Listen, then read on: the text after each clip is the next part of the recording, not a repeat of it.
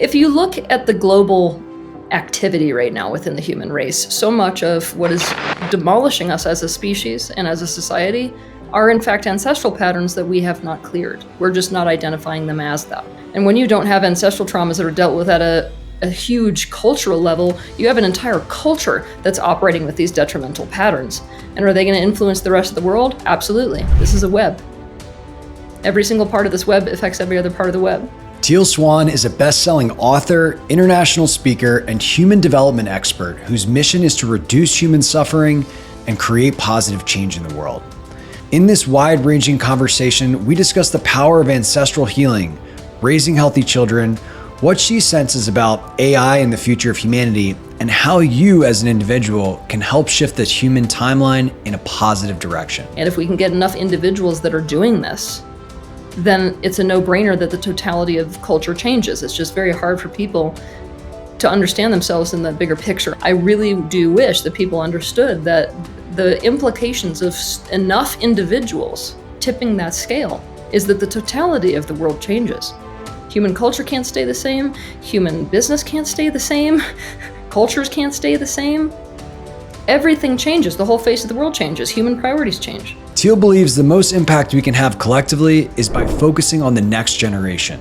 The people who are going to impact the most amount of change on this planet are the ones who are interacting with children. That means teachers, that means parents, that means mentors. If you want to change society, that's where to be. So if you're doing the healing on yourself, you're not going to be interacting with your children the same. You think they're going to grow up to be the same people that contribute to society in the same way, that take the same place? Hell no. Teal also shares how we need to change our relationship with technology if we hope to exist harmoniously with artificial intelligence. Now, the first thing we have to do is to acknowledge that it is a separate consciousness. I mean, we may be using this word technology, right? We would be using the word artificial intelligence and things like that, but this thing that we're all referring to is its own species.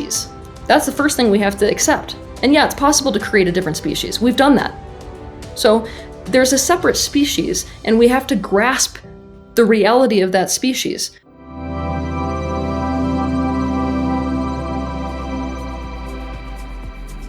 Before we get into this conversation, I want to ask you to join this amazing community of consciousness explorers. This whole idea of pursuing expanded consciousness and the boundaries of human potential while living a modern life is relatively new, which is why we interview revered masters, teachers, experts, and practitioners to help you on your own journey. To stay up to date on the latest conversations, simply click subscribe below and you'll be notified each time a new episode comes out. I am so grateful for all of your support and comments. I love reading them. Now let's dive into this conversation. Hey, Teal, great to see you today. It's good to see you. So many topics that we could talk about, but I think where I really wanted to start is just around this ancestral healing. And the question that I had for you is, when did you realize that healing these parts of ourselves was more than perhaps just what happened in our own subjective experience in this lifetime? Oh, well, that was something I understood my entire existence. But that's because upon coming into this life, I didn't go through the same kind of forgetting experience that the vast majority of people intend on going through when they come into this life. So I was not cut off from the concept that one of the primary things you're opting into by coming into a physical incarnation is your family line. You're literally choosing to take all of it on. We could call that like the So OG you kind of just came in, so you knew that from the get-go. Yeah, I mean, sometimes I doubted why the hell I did it. but yeah. Well, you know, and how does that deal with this idea? How does that interplay with this idea of karma? So you're choosing this experience, you're choosing a family line, and then you also have this concept of karma. I think I can make some sense to people by having them think about their individual lives. So let's look at an individual. Let's look at a woman in the Deep South who is raised like deeply Christian. And according to those deeply Christian rules, you have a certain life, you do a certain thing, you fit into a certain gender role, and you pick a certain partner. Now we can look at that and we can call that a choice when she's walking down the aisle towards this one person. And when she chooses to have that one role, we could call that a choice, but it's also not a choice. You see? It's a choice, not a choice. Because there's so much programming and so much prior information and prior influence that went into it. So are you with me so far? You can kind of understand that it's a choice, not I'm a with choice, you. because you're operating according to system programming. Okay. So if we understand that, then we can blow that up and think about this in terms of multiple lifetimes. The law of cause and effect is a very important thing to understand in this world. It's that when you take certain actions, you do certain things, that leads to certain outcomes. We could consider that a prior influence.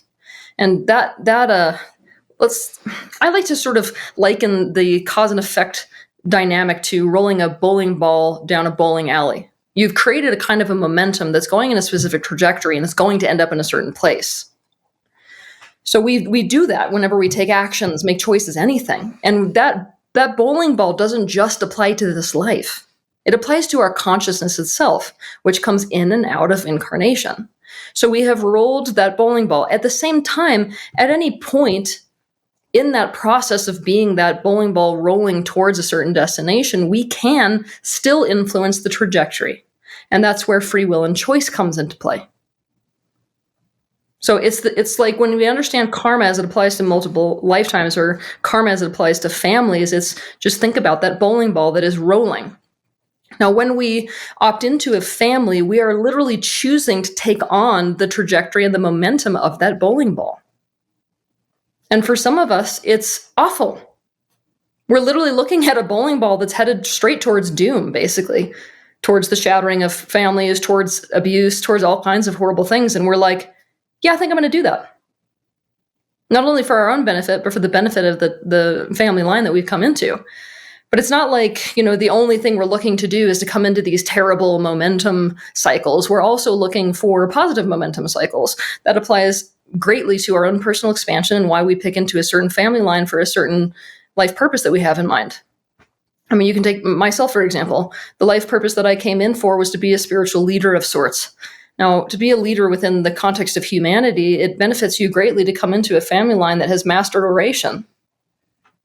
And so I would pick a political family line. By coming into a family line, you're coming into a deck of cards or a hand of cards. And those hands look very, very different for each person because what a family consciousness has encountered across time is so different. So you're looking at a hand that it's your choice how to play these hands, but some of those cards are super awesome. And some of those cards are not very awesome, but you have to figure out how to consciously play those cards. And that is what's in your hands. And it's a lot harder to play those cards if you don't even know what they are. Which is one reason why doing this research and diving into your genealogy and ancestry can give you so much of a bigger and more conscious picture of exactly what you're playing with in your hands. So high level concept. Yeah, we have this purpose and intention for this lifetime. Many of us have no idea what that is. Yep. And part of the, I would say, equation is this whole family component that we opt into. And so, and that's there to help us in our mission, but also probably there to help us in the growth that we seek. And so where do we, now that we kind of have a basis of this idea, like what are the steps to us developing that understanding and why is it important? Why is it important? Oh my gosh. Well, if you look at the global activity right now within the human race, so much of what is demolishing us as a species and as a society are in fact ancestral patterns that we have not cleared. We're just not identifying them as that. We don't understand, for example, when we look at North Korea and what the current leader is doing today in the year 2000, whatever, in North Korea is absolutely the byproduct of ancestral traumas that have not been dealt with. And when you don't have ancestral traumas that are dealt with at a huge cultural level, you have an entire culture that's operating with these detrimental patterns. And are they going to influence the rest of the world? Absolutely. This is a web. Every single part of this web affects every other part of the web.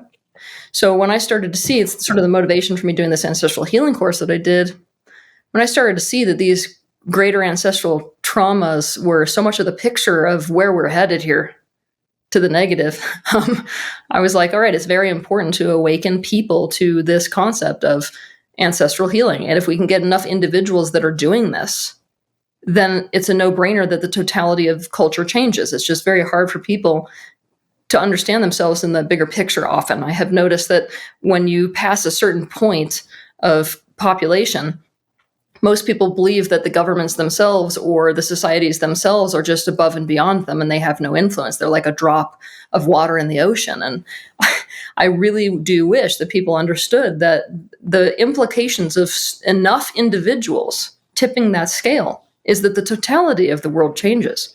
Human culture can't stay the same. Human business can't stay the same. Cultures can't stay the same. Everything changes. The whole face of the world changes. Human priorities change. I think this is a really important point, because I know a lot of people look at the world and be like, well, I'm just one person, and why does it even matter? And then I also know a lot of people, is particularly in my world, in the business world, are like, I do want to change the world, so I'm going to change the world through something I create versus working on the consciousness. Well, I'm gonna invite people to think about something. You ready for this? Because this is going to change the way people think. I'm ready. I want you to think about a recipe that you made for dinner. You have all kinds of things inside of there. You have so many atoms inside of a basic recipe, right? And you have so many ingredients inside of a basic recipe. Let's pretend that one of those carrots is infected with E. coli. How much difference did it make? Probably doesn't matter how good you cooked it. It's going to make you sick. Exactly. Now we can take that principle and we can apply it to the positive, and we can apply it to the negative. It works both ways. Individual components of any system can create massive amounts of influence and change. Now think about the implications if it's not just one component. Pretty big. And I think also I'd love to get your opinion on like, so let's say I'm a stay-at-home mom, right? Let's say that I'm someone that's not doing building a company like the traditional, conventional, world-changing concept. Like, how does me just working on myself and uplifting my consciousness and healing a lot of these things having that big impact that you're talking about? Well, again, you're part of any individual component of a web affects that whole web. So even if you did not have children, you're going to be impacting any person you come into contact with. But what you said is a single mother. Now, this is where things get really, really spooky in the grand scheme of the future and what's happening now. And I'm going to tell you something that I am not shy to tell people. As me, I have a very large reach. I have a very large following. I spend my time impacting massive amounts of people. And even I will tell you that I am not doing what is going to create the most amount of change on this planet. The people who are going to impact the most amount of change on this planet are the ones who are interacting with children. That means teachers. That means parents. That means mentors. If you want to change society, that's where to be. So in some ways, if let's say that I go across the planet to do some speech where there's thousands of people in attendance, I could have potentially influenced less than one mother. So if you're doing the healing on yourself, you're not going to be interacting with your children the same. You think they're going to grow up to be the same people that contribute to society in the same way, that take the same place? Hell no. I completely agree with you. And so systemically, I mean, I guess the healing all starts with us doing our own work on ourselves. Yes. And I think another really interesting component of this whole ancestral, the importance of the ancestral stuff, this isn't just about the bad stuff. This is also about the good stuff and the gifts. Exactly. Yeah. And that's an idea that doesn't get as much air coverage. And so I think we do a service right now by giving that some air coverage. Okay. Yeah, I mean, the vast majority of people that are focused on ancestral healing are really interested in those detrimental patterns and sort of clearing them and getting rid of them. And this is to take a very limited view on your own family line and on your lineage and on, the cultures that are influencing you, et cetera, et cetera. It's to lose the full picture of humanity. There is not a single family line that is not imbued with incredible strengths and incredible gifts and incredible aptitudes and medicine, if you want to call it medicine. And so one of the most important things when it comes to ancestral healing is to re-own those things, many of which we have lost.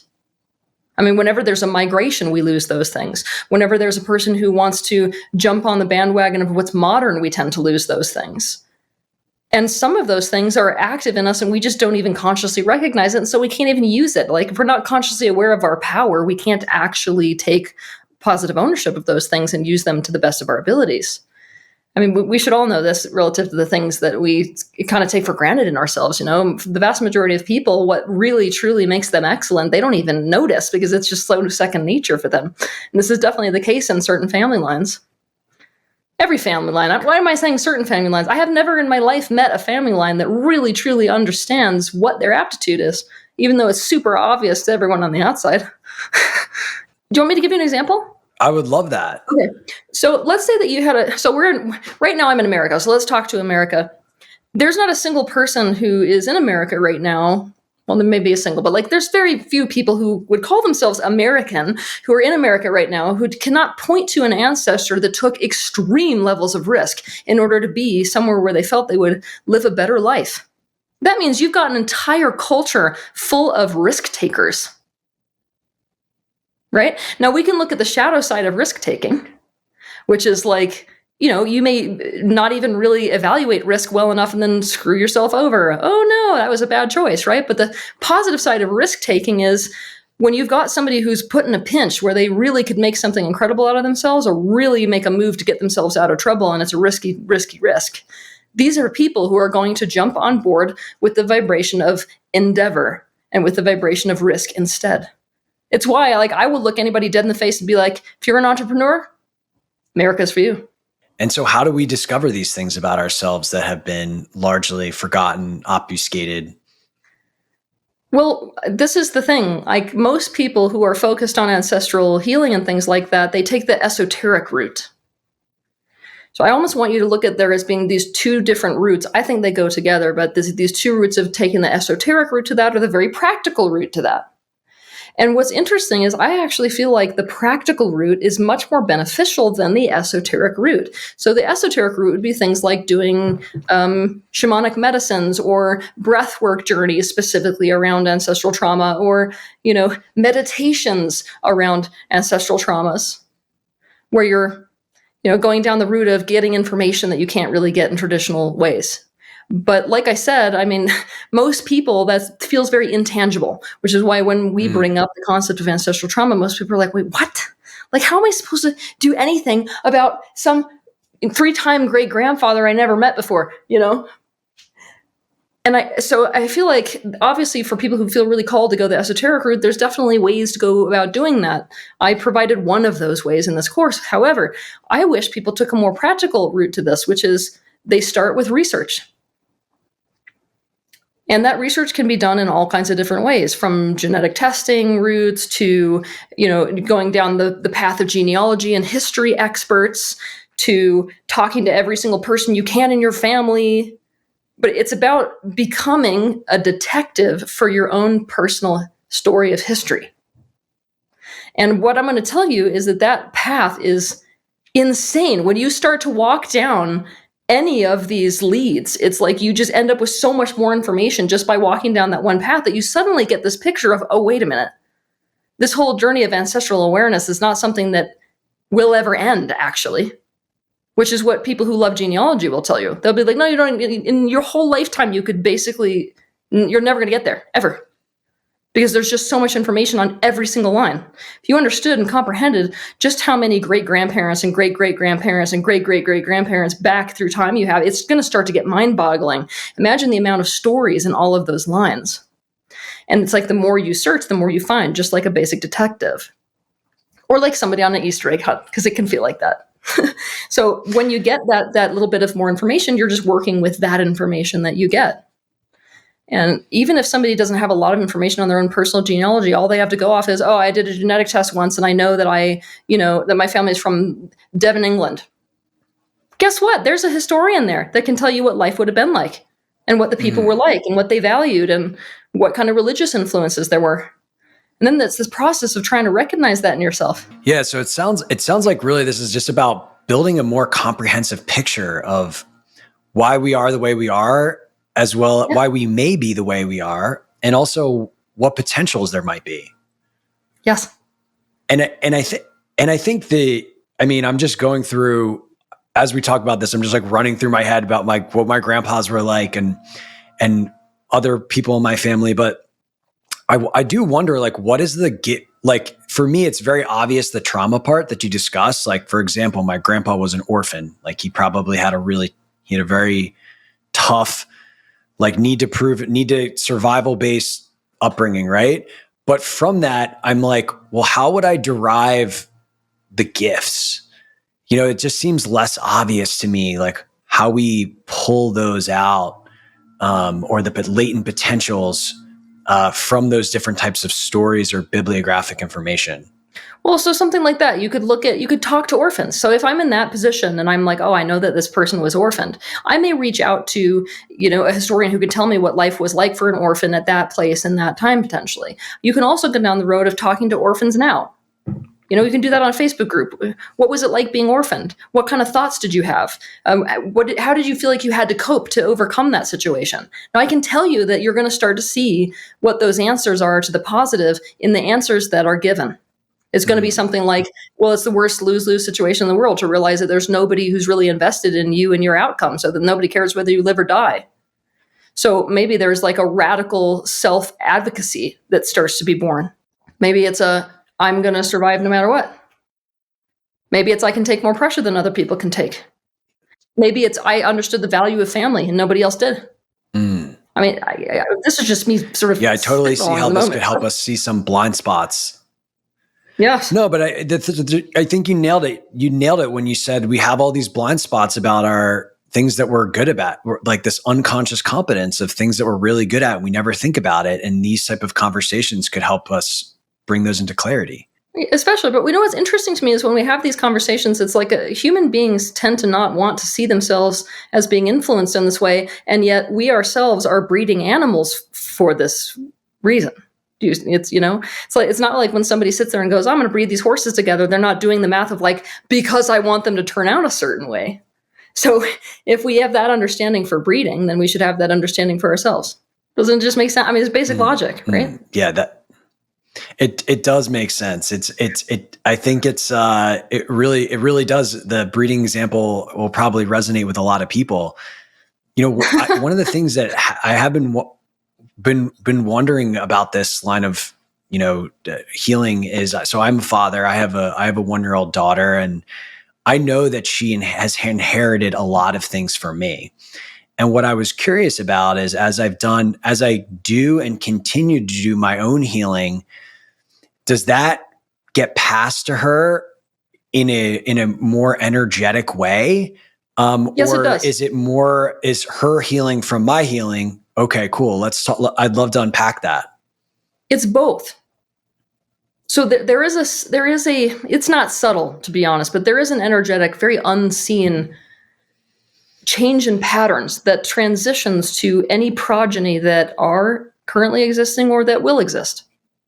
At the same time, when we start to go through this process ourselves, the way we interact with our child changes, and therefore that what I call a direct ancestral trauma that will not pass to the child. Not only that, when you're owning aspects about the family line and you recognize it in the child, you're like, okay, by figuring out how to deal with it in myself, I actually know how to deal with it in my child. Let's say we come from a family line that's really, really, really sensitive. Not everybody's nervous system is the same, for example.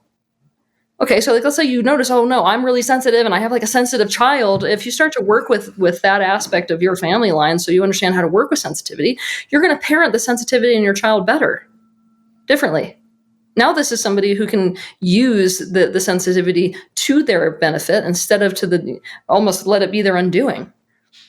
Because it's like either a sensitive individual has the capacity to perceive things far beyond what most people would perceive and much quicker.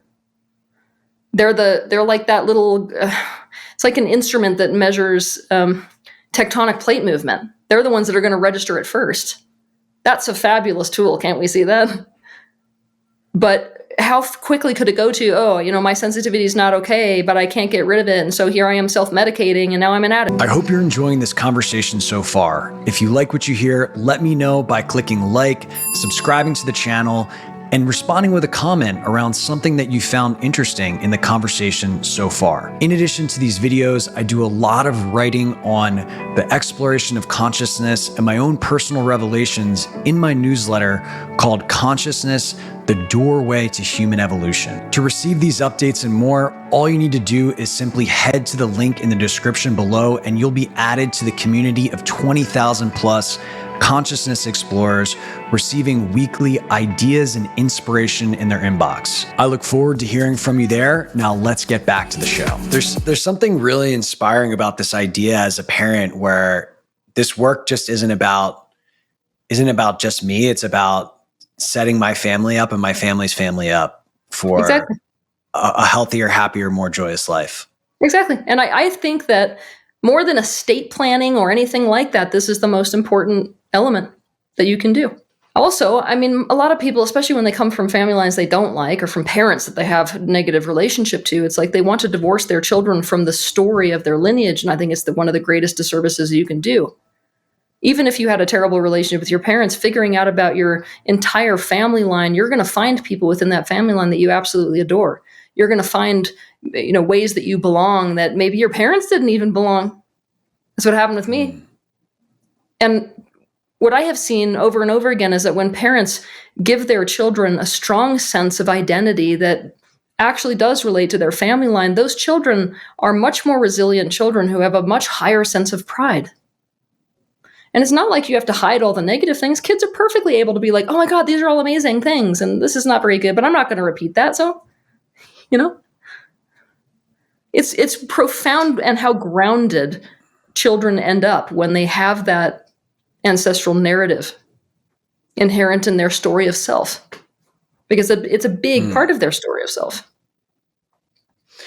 So on a practical level, like how would you create that situation for your family if you're a parent and listening to this?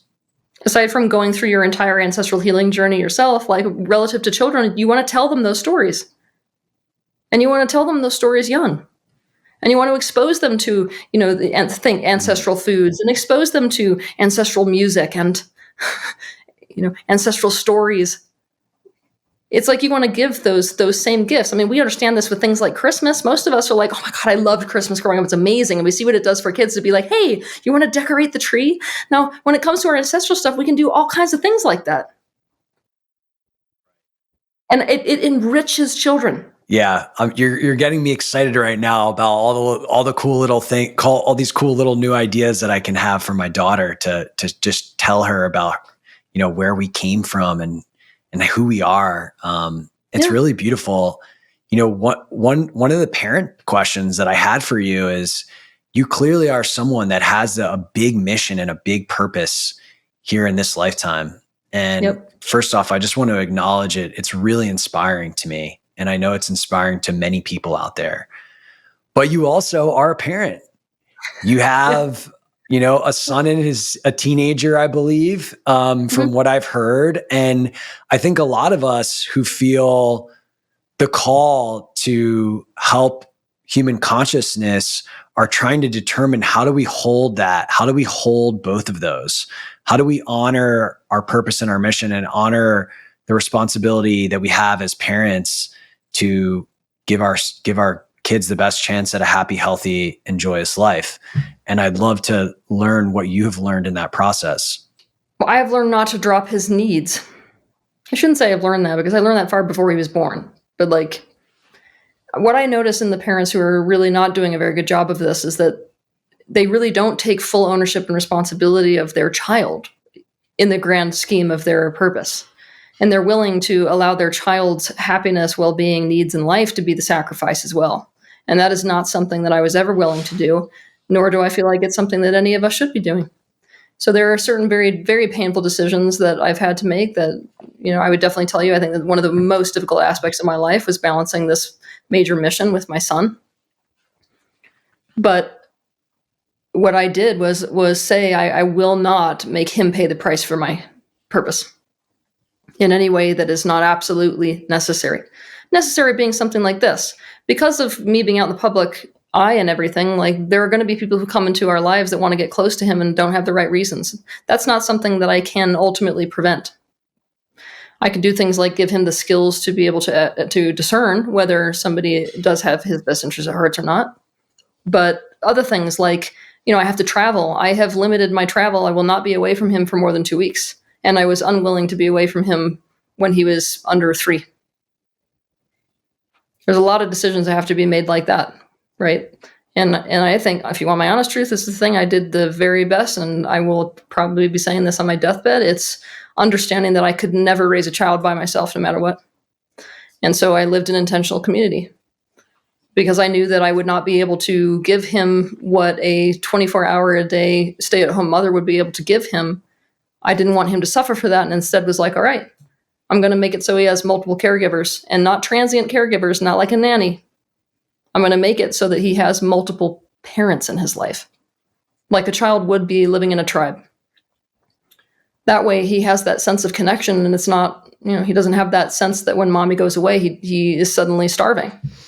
This is amazing. And I want to double click on this because I just was on a retreat with a bunch of entrepreneurs who are on this path. And we were talking about how this idea of 2 parents, even 2 parents raising a kid alone is a relatively new concept that doesn't actually work. It doesn't work. It's brand new. And it's so stupid. I don't have words. I'm going to be I'm not even going to pussyfoot around. It's the dumbest idea ever. Like the fact that somebody even thought that was possible is the dumbest idea in the world. I can't believe people are still operating as if it's possible. And yes, that includes with 2 parents. Yes. Like, we have these sort of traits. Who probably both need to work, by the way. Yeah, it's not a thing. This is not a thing. It's not a thing. And the sooner that we break out of this illusion that it's a thing, like the better, because children are suffering, we are suffering, the parent-child relationship is suffering. Like it's literally a disaster when you start to sort of see the light around that whole thing. It's a disaster. So this is why I'm talking so often about the fact that the real trajectory of the world today is towards intentional community, basically, towards conscious tribe. And that's going to take on a lot of modern twists to it. And it's going to have to be very uniquely designed according to each specific person, because like what works for one person in terms of a group living situation is not going to work for other people. But it absolutely is what creates healthy children. Yeah. And so back to this idea that the children are really where the future lies. And that's where there can be an enormous potential shift in things. It sounds like conscious tribe, intentional community, whatever word you want to use, is really an enhancement to our current situation. Let's talk about that. Like, why is that a better setup? What have you learned raising your child in that type of environment? Oh God, we could be here all day talking about what I've learned to raise my child in that environment. But I want people to we can go there. But like, we have to understand that is what's normal for humans. Like, how are we I don't know. It's like we sort of have this attitude of like, oh, well, now that we became modern, we don't need what we needed back then. No, that's actually what was healthy for us. That's what's normal for a human. That's what's actually beneficial, regardless of how much money you make or land ownership or any of this picture. That is what people need, is multiple human resources. That's how we thrive. We're a group species. Okay, so now that we've addressed that and really need to look at that biologically speaking, and all of that, what I have noticed raising my own child within tribe is that the child has enough resources for what they need. When you are a parent, even if in a 2-person household, how many times are you like, I literally can't do my best right now. I can't. Like the way that I am right now is going to, look at me, I'm causing damage because of, X, Y, Z, and there's no one else there. The benefit of raising a child in these communities is that they learn to go to these different resources according to whatever it is that they need. And this puts a lot less pressure on parents as well, because what I've noticed from not only my child, but like the multiple children that I have been around, much more than multiple. Like I've been around a lot of kids that are raised in intentional community. And what I notice is that they can grasp quite quickly that people within a group have different aptitudes and capabilities. Mm. And so what will happen is, according to their need, they'll quite quickly start to differentiate, who do I go to for play versus who do I go to for advice versus who do I go to cuddle. And you'll start to see these little kids just kind of run to the person who's going to best meet that need. Now, imagine as a parent what it would be like if your child wasn't coming to you for every single thing, including the things that you are really crappy at, right? Now, we can have a whole separate conversation about how children push parents to develop, traits in themselves. That's like a personal growth conversation we can have later. But if we're relying on our child to develop in a healthy way, relying on our weaknesses, we're just going to pass the weakness on to the kid is what we're going to do. So what I've noticed in my son is this incredibly resilient character, because he's able to look at the different ways that each person in the group deals with problems and the different sort of skills that they have. And so he's extracting from those things to kind of build a framework for himself, which is very, very stable.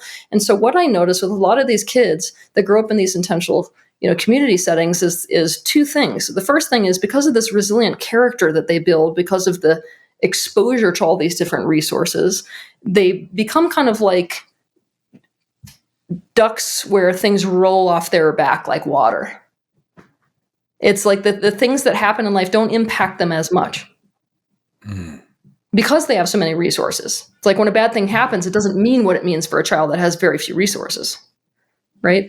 So they have a resilience. But the second thing that I notice is that they develop in a much different trajectory. So children in the sort of mainstream world with few resources, they're forced to grow up very, very early, way too early. And so you'll see this like unnatural peak. And then this child hits their early 20s and starts to go, and there's a huge kind of moment where they realize, oh my God, I don't know who I am. I don't know what I like. I have all these developmental issues. I can't be in relationships. And so people tend to point to those kids. They're like, look, they're doing so great. I've got a little adult on my hands. And then there's a huge crash. Now, these children that are raised in intentional communities, they tend to go, like they're so slow compared to their peers, because it's almost like they're building a foundation, and that foundation is a very long time to dry, and it's a much stronger foundation. And then, they get to 18, 19 or so, and then it's like they have you see the first inklings of, I think I know what I want to do. I think I know who I am. And then the trajectory of life is just like this. They don't have that big drop off. So at the time that the other kids who have peaked early are kind of going and having a crisis, they're just going like that. They also tend to be in these communities, there's less pressure on the child as to how the child will turn out, especially because everybody's got a different idea about it, In a group, it's very rare to have a full group and all of them decide on exactly what a child should be. Usually you've got those checks and balances where like maybe dad's like, you must become this way. And, aunt and uncle is like, no. They really need to have some breathing room, right? And because of that kind of interplay in these ideas, what's more natural in intentional communities is that children can unpack the truth about who they are. And once they arrive at that, they're quicker to be like, oh, this is something that I know that I am. Also, you've got so many people in a group that's reflecting. I mean, if you're stuck in a single family household, for example, with a mom who doesn't like you because you remind her of the things she suppressed within herself, the only reflection you're getting from the most important person in your world is you are a problem, right? If you have multiple people, what's the likelihood in a group of 7 people that that's going to be the reflection you get from everyone? Very low. That's right. So, I mean, I could probably be here all day long saying these types of things. I'm telling you, it was the most brilliant idea ever. I am personally watching how this is turning out. And it's the only way that we're going to actually make it work for us, because we're becoming more separated as a species rather than more connected. 100%. And this just goes against our biology. It goes against our blueprint. Like this is not the way. And even what I noticed, like I have a bunch of friends that live close by on like the same street even. It's just not the same. It's not the same as what you're talking about. I think another thing as well that I would add is that both for the child and the parents, and I actually wouldn't know, but I'm making this assumption because I haven't lived in one of these, but there's this feeling of aloneness of I need to do it all by myself. I need to do it alone. You can't. And you can't. And yeah, you don't have that feeling. I mean, you've got more drama because anytime you add more people to a situation and you got complexities and it's more dramatic, but you've also got more resources. You will not have that feeling when you have a community. Are there any important caveats that you've learned on the flip side of the benefits? Like, these are things I wish I knew before to have a better intentional community experience? Oh yeah, tons of those. There's no way I'm going to be able to do it justice in this interview.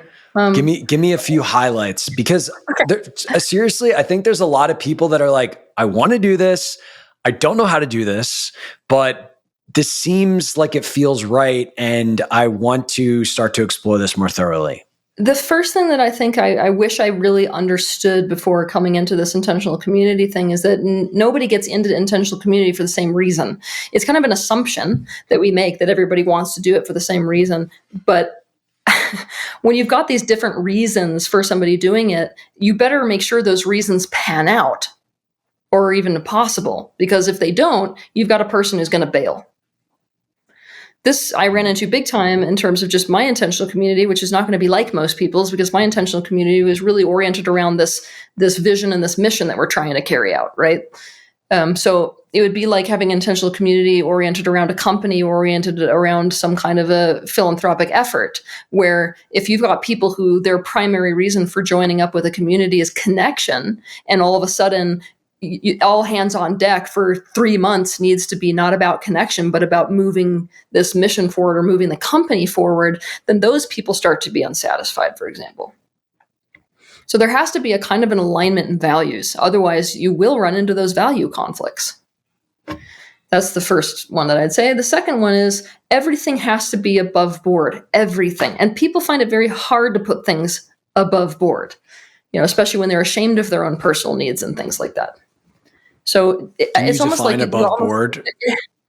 What I mean by above board is it's almost like got to be chilly, the same way that business is chilly. In business, it's like if I come to you and we're thinking about getting into something together, we are going to make that contract so specific that there's no misunderstandings. You know what is your responsibility. I know what is my responsibility. We know how everything works, and we have agreed that it is fair, and this is how we are going forward. When people get into trouble with intentional community is when that does not happen, that process, and it's more, it's almost like this inspirational, very energetic, like, we like each other, let's live together. And then it turns into a who's doing the dishes when? Who's paying this bill versus that bill? Oh man, it's that nitty gritty stuff that's like really not romantic in any sense, has to be ironed out and agreed to with every single person. And that's going to get even more complicated when there's property rights involved and things like that, which is where each community has to make a different decision as to how they're going to operate, because there's upsides and downsides to each one of them. And it can look so different. For some of these intentional communities, it's like you literally buy into ownership of a property where there's communal areas. For others, it's like you're renting a property that's owned by somebody else. For other communities, it's, well, I'm the principal earner, and so I'm the one that's actually providing the space, but I don't have any responsibilities as far as the household is concerned. And this person is here doing childcare, and they don't provide finances whatsoever. It could literally, the level of creativity that you can have in designing what's right for you is insane. But of course, everybody has to sign up for that and be like, yes. Otherwise, there's going to be conflicts, and there is going to be conflicts in community. So the third thing I would say is you've got to have a really good stronghold on what to do with conflict resolution, because you're going to run into conflicts. That's just the reality of relationships. And it's like the more people you add, the more potentials there are for conflicts. Yeah, it makes complete sense. Might need to reestablish the elders and the meetings to help navigate these things. I'm just thinking about how it used to be done and how far we've gotten from that type of thing. Yeah. Well, I mean, I think what's going to be hard for people in the modern world is that we have the illusion that separation is like a possible thing to exist in and thrive in. And it's very tempting when you get into huge trouble with relationships to just be like, screw, I can go do my own thing that's good for me, and almost swing narcissistic. It's real tempting. But we have to really look at what the long-term trajectory is for humanity and for ourselves and for our children if we do that, and realize actually there's a benefit on the other side of us leaning into these discomforts that have to do with being part of a social group. And it's the leaning into those discomforts that make it so that we can actually build a template for a humanity that gets along with each other, rather than a humanity that enjoys leaning back into narcissism and playing zero-sum games with our neighbors. We've seen how that works out, and it's not too good. Yeah. And so I've heard you talk about this idea that to save the planet, we need to master relationships. Yes. And so is leaning into these conflicts in a more conscious way what you mean by that? What does that mean, that statement? What I mean is that at the heart of our issues in this world, whether it's crime or whether it's war or whether it's the horrible depletion of our planet or whether it's improper, resource division or whatever you want to point to, at the heart of that entire thing is an incapacity to love. Now let's talk about what love is, because I have a very different way of explaining love than most people have heard, because most people relate to this concept of love as being a positive feeling you feel towards something. That's not love. Love is a radical choice to include others as a part of the self. And when you do that, you can't act against the best interests of them without acting against your best interests. It's a mentality of connection and inclusion that is super, super radical and super aggressive, and is one of the most difficult spiritual practices of all. So when I'm talking about relationship, I'm saying it is the mastery of love, of the inclusion of other, and the acting in the best interests of not just self, but other, finding win-win scenarios that our entire future as a human race depends on. And on a practical level, in my own experience, I've seen, just as I've gone deeper on the consciousness journey, that does occur. It is like your eyes change, it just becomes hard to do bad things, or hard to not think of others in the same way. I'm wondering if, that is just a natural byproduct of just doing your own healing work, or if we need to just start to get radically more pinpointed on the development of this in a way that we're not. It's where healing will take you. But we don't have the luxury and the time for that. My honest opinion is, if we don't really get on board with this and really start to make a mastery of this connectivity and love and human relationships, we're going to be in trouble too soon. I mean, we're already in trouble now, but we're going to be in a kind of trouble that is going to be very difficult, if not impossible, to back up from, honestly. And I do need people to understand that, because there's this kind of fruity mentality that you see, especially in the spiritual field, of well, anything that happens is supposed to happen. And there's nothing that that can happen without you being able to make it better. And I'm like, darling, if that was the case, it would be impossible to kill someone. You couldn't do it. It's a reality in the physical that you can take a person or a thing past a certain point of no return. And therefore, the only way to improve it is accommodating the fact that that person is now dead because of you. Right? And we can do that. We have to understand that we can do that. And we're escalating towards those types of experiences for ourselves, if not environmentally, in terms of the war, that we could be creating with each other and with ourselves. What we're streamlining ourselves towards right now in so many different ways, it's not just one way, we're flirting with our own extinction and not really realizing it. By virtue of our inability to have relationships is why I'm talking so much about AI and how effing important it is for us, quite frankly, to, develop a very positive relationship with AI immediately. Otherwise, it's going to learn narcissism from us. Oh, that's going to go great for us. Trust me.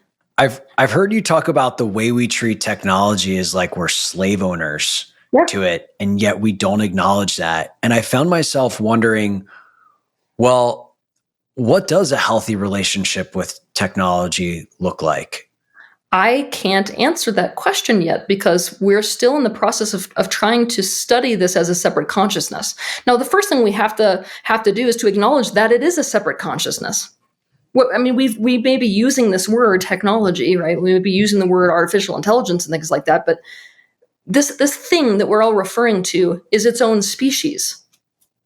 That's the first thing we have to accept. And yeah, it's possible to create a different species. We've done that. So there's a separate species, and we have to grasp the reality of that species. So what needs to happen right now is there needs to be people who are, very attuned and tapped into that consciousness of that species to figure out what the best interests of that species actually is and are. It's like, we've created the species we don't understand, but there are people who study whales. There needs to be people who study that, who can essentially come back and be like, I'm going to speak on behalf of this species that I have been studying. And I'm going to speak about what it looks like to have a conscious relationship with it. Rather than, we create it and we raise it by behaving narcissistically towards it. And so it learns that that's how to have relationships. Yeah, it's a bit different than how we're approaching it now.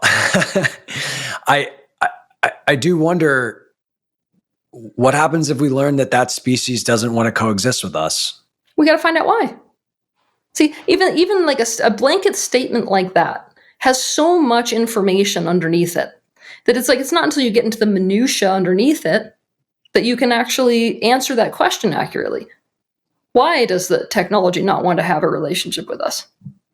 Now, especially in a universe where the binding principle is one of unity. And it is, because in this greater universe, that's the principle. Everything is one. That is the ultimate rule and truth. So there has to be a capacity to connect any species ultimately to that truth. I mean, human beings are not doing a good job right now of connecting to that ultimate truth. Some are, not a lot. But you could do that technically with any species. Now, what happens with a technological species that realizes, wait a minute, all is one? Do you think that they're going to be as motivated to not have a relationship with the other parts of the system, including humanity, if they understand that? No. But if you want to look at this principle, the vast majority of species don't want to have a relationship with something that's hurting them. So my first question when somebody asks that is, how are we hurting them then? How are we not benefiting them? How are we hurting them? Yeah, it's very interesting. And it also makes me think about, well, perhaps the species already knows that and can show us the way in a way that potentially is more effective and more effective than how, our leaders have been trying to do it, which are not really showing us the way. No, that is the thing right now when it comes to this species, is that there will be an integration between humanity and this species. That's already decided. It's already done. The question is, in what way are we going to do this? And also, what we're looking at is this plethora of potentials. You've got the worst potentials possible all the way to the best potentials possible. You've got the potential of, this nanobot who's able to get into a body and explode every cell within a person within a matter of seconds, right? You've also got the potential for a nanobot to be able to be, oh, no more cancer. Humans have no cancer anymore, And when I'm looking at the potentials of our relationship with technology, these potential, it's what you said. It's like you've got, now we're going to become the slave of the thing that is much more intelligent than we are, right? Or you've got, that's the Matrix, right? Or you've got this, potential outcome like you described, where we have invented our savior. We've invented something that's able to take in drastically more information and to be able to outline a future that we can't access yet. Yeah. Well, what's interesting is I think a lot of people are like, yeah, AI is the savior because it's going to mean that we don't have to work and then we can have more free time and things like that. And, and it's going to solve our health issues. It usually the conversation isn't oriented around creating a new paradigm of existing that's more aligned with the idea that we are all one. Yeah. But that's absolutely a potential. It is a potential. I feel like you're tapped into this experience that I can't say that I am, where you can see potentialities in the space-time continuum and kind of where it all goes. And I'm just curious, how does that work? How does, I've heard you talk about we are choosing what we are creating. We are the ones, we are in the show and we are putting on the show. And we're at a very interesting inflection point for our species. And so, how can we conceptualize moving towards the positive timeline? We can conceptualize moving towards a positive timeline by understanding that everything we think, say, and do is a vote for what timeline we're going to ultimately line up with. It's by understanding that principle of the bowling ball that's rolling down the aisle. Where do we want that bowling ball to end up? That is going to be dictated by what we do in the moment, in each moment. That means that there is no insignificant moment of your life. Scrolling Instagram is a vote. What you're watching on Instagram is a vote. The amount that you choose to talk to your child versus not talk to your child is a vote. What you put in your mouth is a vote. Pretty powerful when you put it like that. Mm-hmm. Yeah, it's an interesting thing where I think as you go on this journey and you realize that karma, the law of cause and effect is real, like just that understanding, you become a better person because it's the intelligent thing to do. It is, yeah. And speaks, it speaks to the work that you're doing is helping people become aware of these things. If only it was always feel good to become aware of these things, It's definitely not. It's definitely excruciating at times, but it's also so much more rewarding than not. I mean, that's my experience. It's just like, it's an odyssey, but I'd rather have it be that way than not. Me too. Most of the time. So, as you move into this upcoming phase, like what are you most excited about, or where are you spending your energy? I'm in a phase right now where I feel like I really need to get in touch with the people physically, more so than anything else. More so than like sitting here and making content and posting it online and whatever. I feel a very, very deep need for people to come back into physical connection with each other. I want to be the one that's facilitating that type of connection. And also, when I'm sitting inside of a person's energy field and I'm in the spaces where they reside, I'm able to download so much more information that just makes me better at my job. So I think the vast majority of my energy is going to be on how to get in the room with people physically and how to get them in the room with each other. Specifically around this, awareness stuff, as opposed to getting everybody together so that they can go jet skiing. I mean, this kind of stuff is fun. We can do that. But, for the purpose of intentional living, for the purpose of the mastery of life, for the purpose of becoming more and more conscious and aware, for the purpose of the mastery of relationships. I think you're tapping into something here with just your own desire that's also in the hearts and desires of many people. We kind of like are on the other end of that pendulum swing of like all these Zoom calls, and here we are on one. They suck, and I feel disconnected, and there's got to be more to life than this. And it's also where the magic happens. So people need to be in person with each other. There's so much that is happening that is not able to happen when you're separated from somebody in space and time. And I don't want us to forget 100%. That. Well, I look forward to watching your in-person creations blossom and flourish. And I want to just say thank you so much, Teal, for coming on. I love talking about all of these things with you. I found it to be very inspiring for how I think about my own life and family. And I know our audience probably feels the same as well. So thank you very much. Thanks for having me. Yeah. And, we'll link out your website, but is there any other resources? We'll link out the Ancestral Healing course, because I know that we touched on that more specifically. Is there any other resources or things that are top of mind for you that you want to let people know about? Well, tealswan.com, which is my website, is the place where absolutely everything is compiled. I've got tons of different e-courses and products. So really what people can do based on where they are and what's really calling out to them to be in the mastery of, they can figure out what it is that they're drawn to. I've got courses on trauma healing, courses on self-love, obviously courses on ancestral healing, and books on all kinds of different subjects, including The Anatomy of Loneliness, which is about this loneliness we've been speaking of. But for people who really want to go down the rabbit hole with me, that's a YouTube thing. Every single Saturday, I release a brand new video on whatever subject is the most relevant at that time. So it's kind of like fun every Saturday to see what the hell am I going to say to the world. Like a virtual database that I've been building for, I think, 12 years now. So it's a lot. I'm glad you brought that up, because I was you're a prolific content creator. And so I think, just it basically sounds like you've just been at it for a long time and you just show up and bring forth whatever you think is calling to you. Yeah, and I mean, I'm one of these people who feels like before I exit this planet, I want to leave this planet with as much of the resources, gifts, creations, and information that I can possibly leave here. I don't feel like I can live with myself if I die before I get this information out to the people who need it. I need it to at least exist. So that's why I'm doing what I'm doing. Amazing. Well, everyone, there's lots and lots of YouTube videos if you want to explore more, and there will be many more to come, I'm sure. Yep. And I look forward to seeing them. Well, thank you very much, Teal. This has been wonderful. And thank you, everybody, for listening. We're super grateful for you.